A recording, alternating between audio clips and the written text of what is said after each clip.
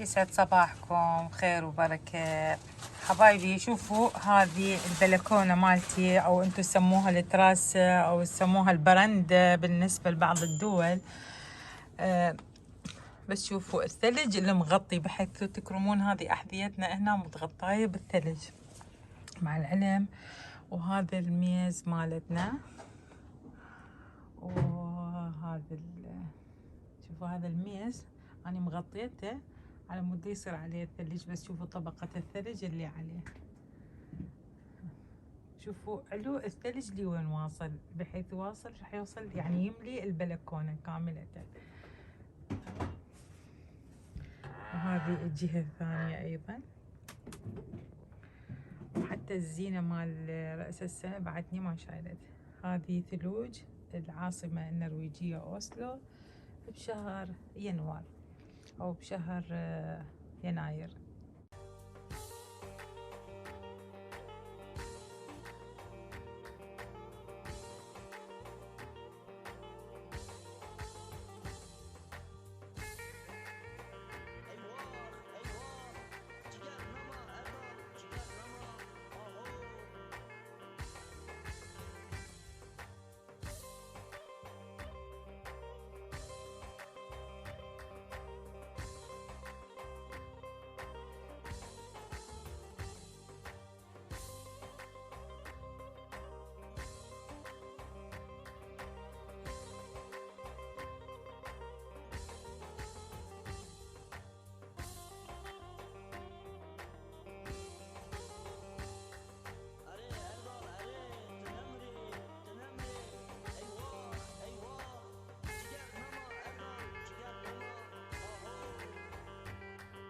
طبعا هسه بعد ما تنظفت البالكونة، شوفوها يعني خلينا نقول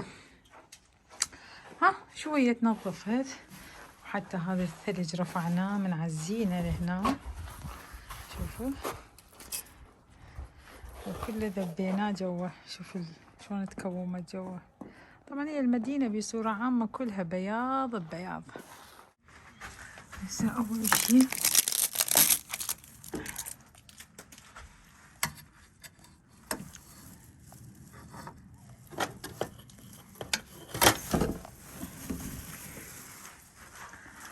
هذا أول شي شنعناه. طبعا أني بوقتها يعني أظن كلش هواية لزقتها.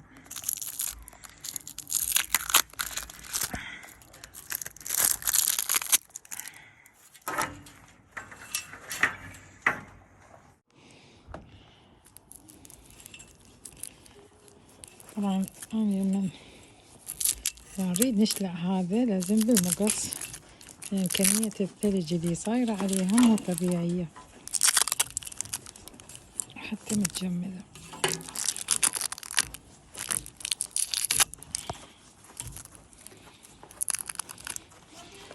هذه معاناتنا بالنرويج احنا.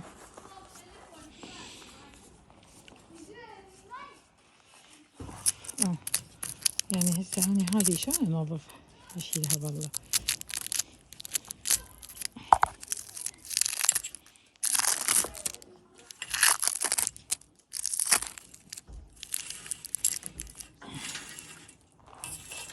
نحاول هذه الزينة لما اضربها بهذه الجهة تروح توقع جوا.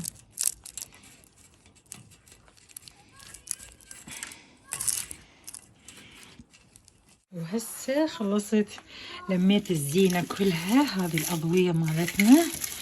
بس بعد معاناة، تخيل انه ايدي احترقت من البرودة واني بالجزمة مالتي. يعني تخيلوا لازم الكل مو لابسة هاي الجزمة واسوي هذه الزينة. راح اروح حتى اغسلها.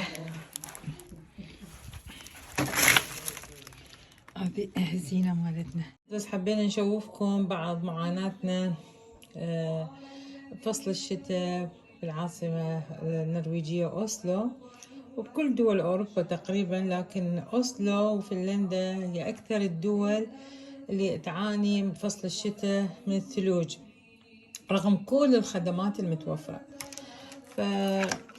شفتوا بداية الفيديو انه احنا شلون البلكونة مالتنا ننظفها من الثلج بصورة يومية، اذا بين يوم، فاذا مو يومية فبين يوم ويوم ننظفها بهالطريقة، لانه تعقد يعني لانه تعيق حركتنا اذا ردنا نروح للبلكونة نجيب شيء او من هالقبيل.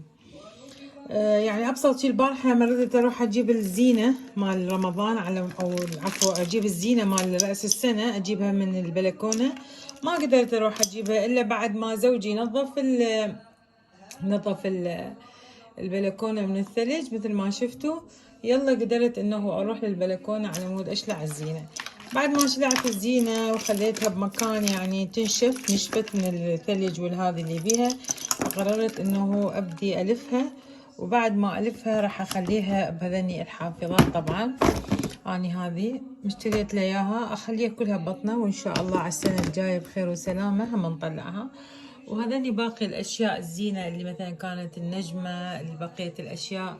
وهذا الكيس خلينا بيه بابا نويل، اللي شخصيه بابا نويل اللي كانت عندنا، اللي شايفين فيديوهاتنا القديمه، فكلها غلفناها. وراح نخلي الزينه مثل ما قلت لكم بهذه العلبه، ف على مود نروح نضمها بالمخزن بإذن الله. وإن شاء الله السنة القادمة نطلعها بخير وسلامة.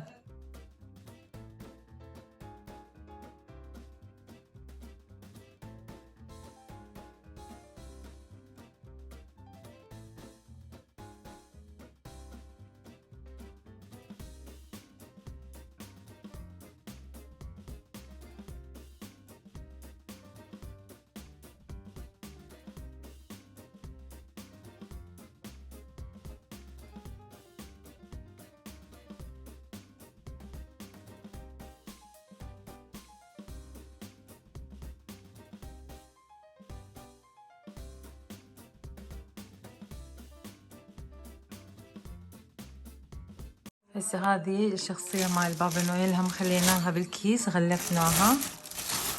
وهذه الزينة مالتنا بصورة عامة، هذه الشجرة، وهذه النجمة الضوئية كانت، وهذه النشرات الضوئية مثل ما شوفتكم اياها، صارت مرتبة وحافظات، فصارت جاهزة انه هسه اخذها للمخزن.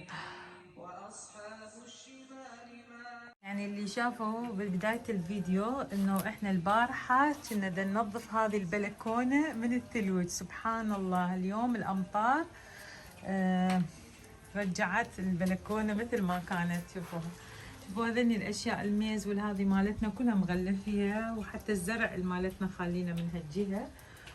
واليوم الاجواء مطر تجنن باوسلو، يعني سبحان الله بارحة الثلوج كانت مغطية كل شيء، بس هاليوم الامطار مغطية كل شيء، حتى هذه اكوام الثلج. بس المهم انه هو اليوم امطار، واحتمال تستمر الامطار يومين ثلاثة، بحيث انه هذه الثلوج كلها تموع باذن الله ان شاء الله. اليوم الاجواء ممطرة في اوسلو.